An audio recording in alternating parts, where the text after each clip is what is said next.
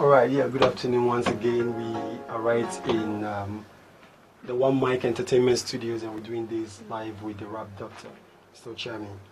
Happy New Year. Happy New Year. That's right. Yeah, this is a beautiful studio, the location where we are in now, beautiful studio. Tell us a little bit about this great thing we see here.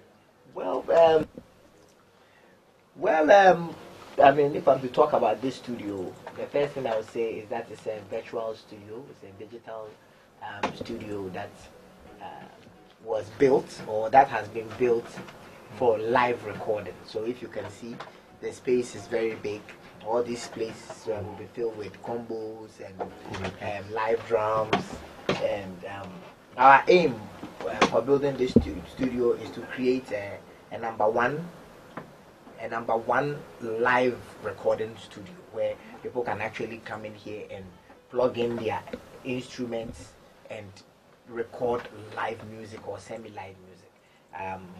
Apart from that, talking about the style of recording, which is a virtual or a digital recording studio, I think when you enter here, the first thing that you see is the colors and the ambience. So most studios that I go to are very dark and dingy. So I decided whenever I go to a studio, I'm like, why isn't the place bright? Because since it's an issue of creativity, people should be able to express themselves, and I think that colors talk where people shut up. So let us fill it up with beautiful colors, and so that when people come here, even the colors alone will tell them to feel free. Okay. So you can see several colors, and each one of them has their meanings. And apart from that, I would say it's a fresh. This idea has been in my head for the past 15 years, and then we are doing it. So it's something that we've thought of. Okay. And looking about before the end of last year, we know you were doing something about your album.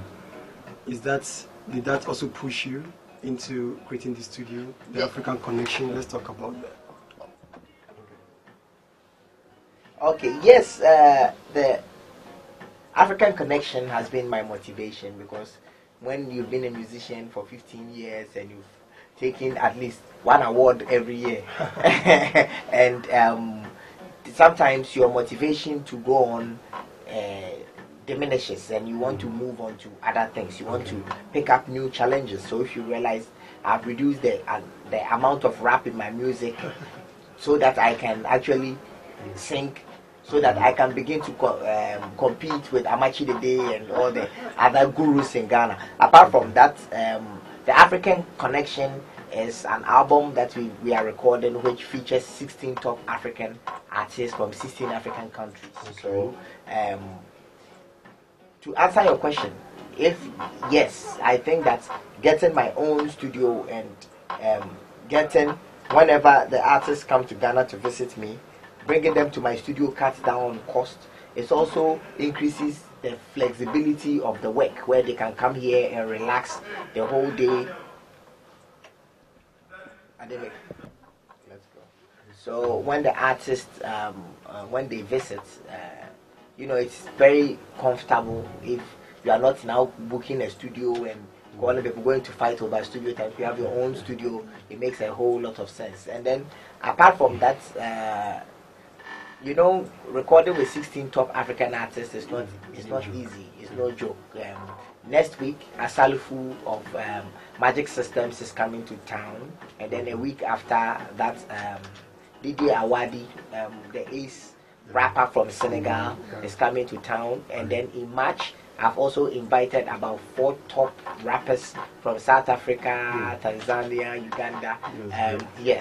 Coming to town from the 1st of March.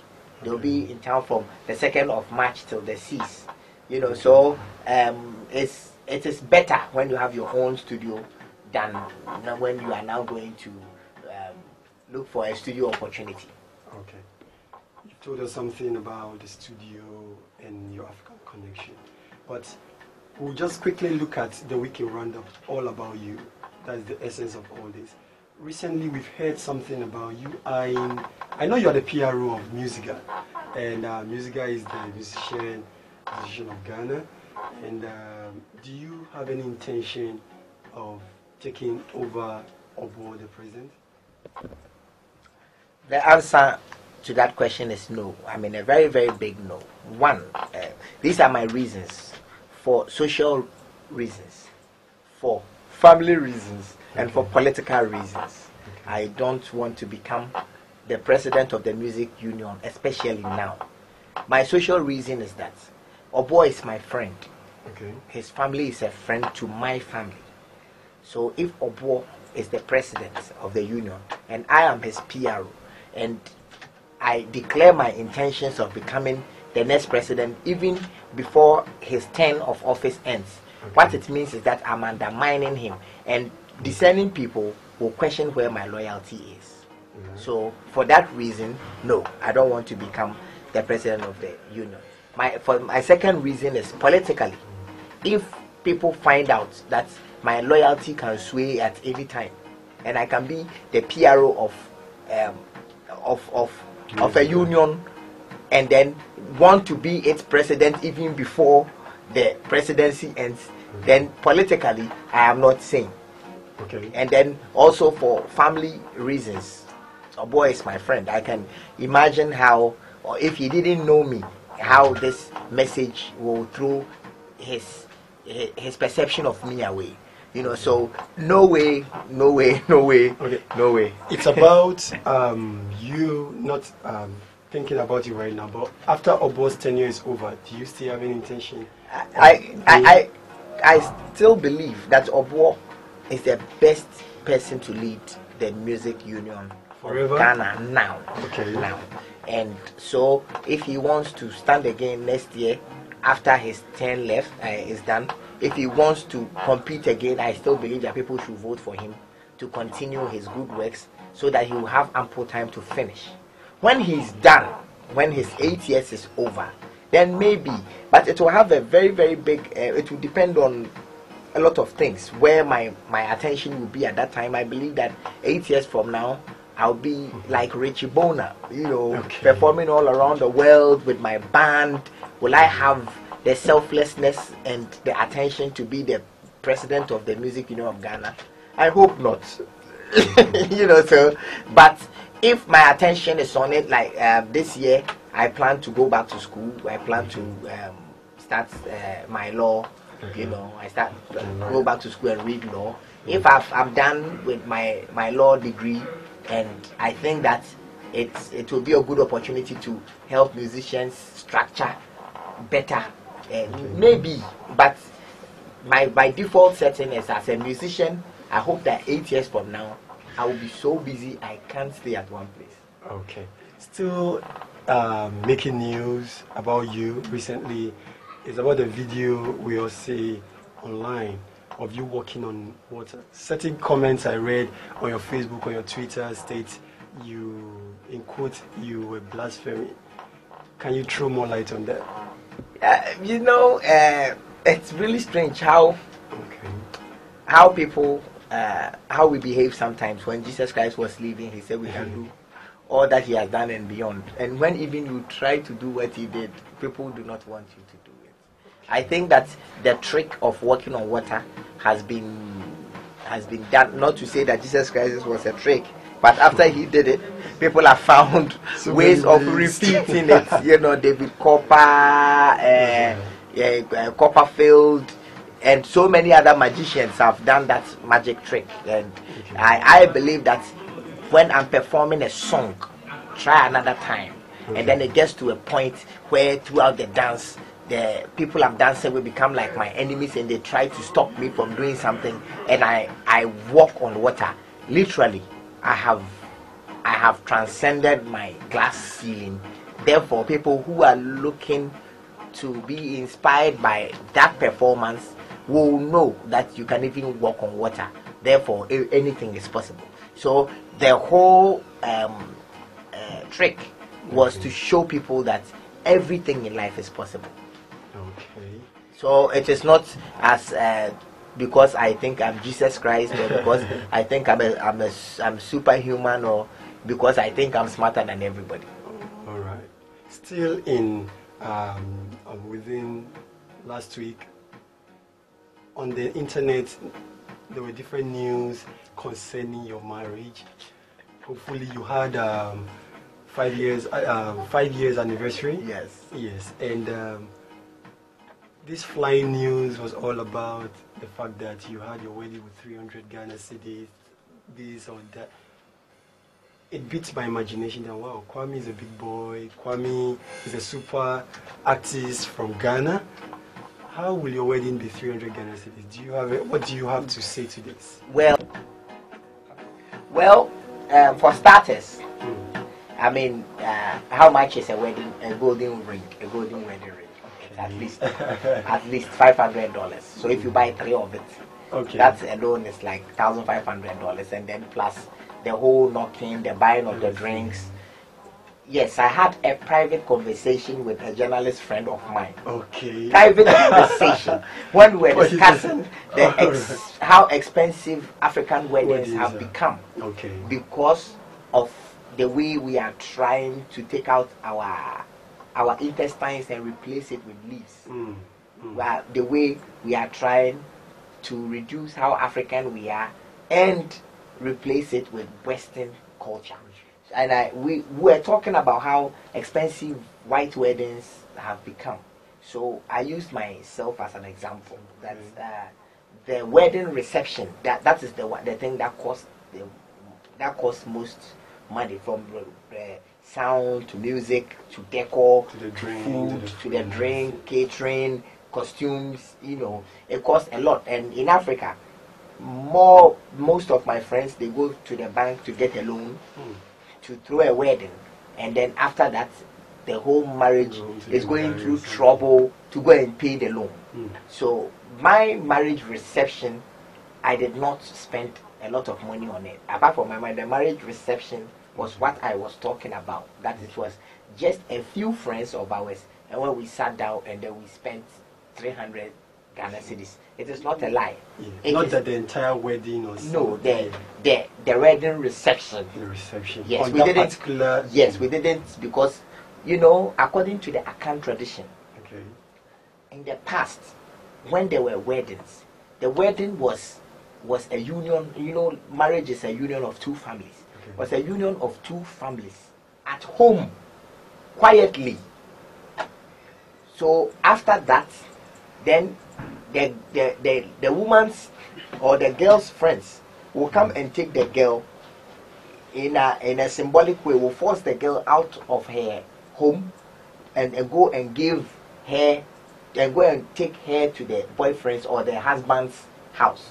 And then after that, her friends will help her cook for the first time at the husband's house, where the husband's friends will come to the house to come and eat as friends. So during the olden days, or traditionally, friends of spouses were not invited to come and feast and waste money or spend money. I'm going to get into trouble again.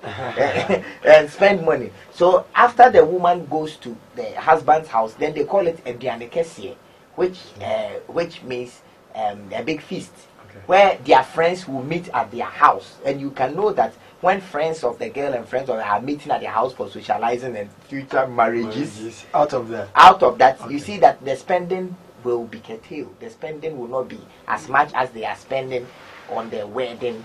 And now the word wedding has moved from what we call engagement now, was our traditional wedding. But because the Western one has become more important than it, the word wedding has become an engagement.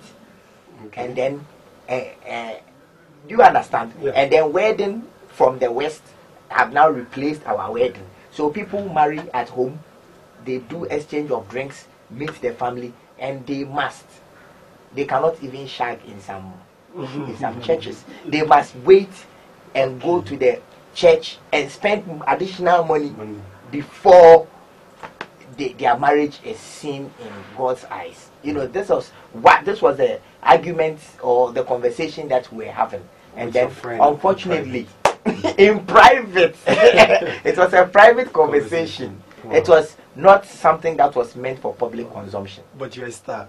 Anything you say, it's always... No, but I mean, if we are friends, Okay. we need to understand that, Okay. yes, we are friends. So if we are having an interview, then I wear my thinking cap and I think of all the sensitivities around the topic, and then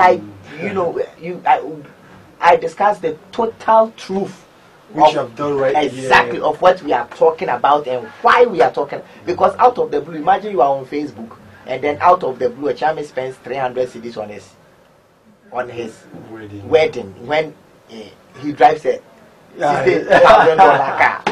Wow. It doesn't make sense, you know. But if you get the whole story and where it is going, why we are doing it, where, when, then it will make sense. So I believe the person who published it should have said that it was a private conversation. Well, on the last, on a quick note, the VGMAs, that's the Vodafone Ghana Music Awards, is already, the press conference has been up right now. So musicians have been asked to send in their nominations. Being a past winner, not just being a winner, you've swept almost everything, and you just said earlier in our conversation here, you've actually picked up awards almost every time. 15 years now, what do you think the organizers have done that has kept them this solid, and what do you expect to see in this year's VGMA? I think. Okay.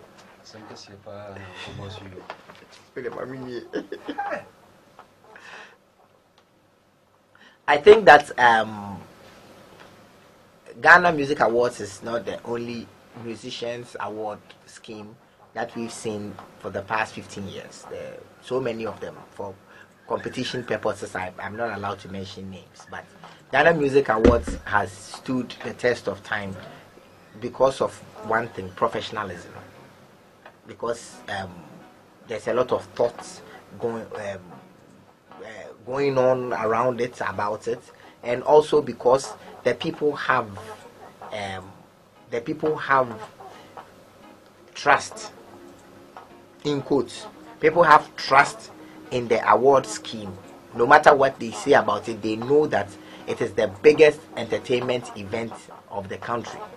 You know, if not the biggest event after independence.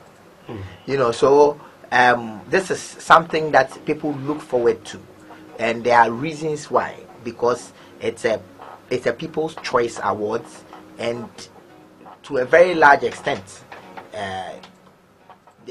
almost every year they surprise people, and then they silence their critiques by trying to do the right thing.